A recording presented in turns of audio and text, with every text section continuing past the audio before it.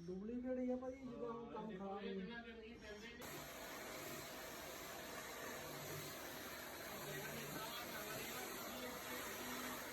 safety ਨਹੀਂ ਹੈ ਜੀ ਸਾਡੀ ਕੁਛ ਨਹੀਂ ਹੈਗਾ ਸਰਕਾਰ ਨੇ ਕੁਝ ਕਹਿਤਾ ਨਾ ਉਹ ਉਸ ਟਾਈਮ ਤੋਂ ਕੰਮ ਹੋਣਾ ਆ ਆ ਚੀਜ਼ ਬੰਦ ਹੈ ਜੀ ਕਿ ਆ ਬੰਦ ਏਦਾਂ ਹੀ ਹੁੰਦਾ ਭਾਜੀ ਹੁਣ ਦੇ ਲੋ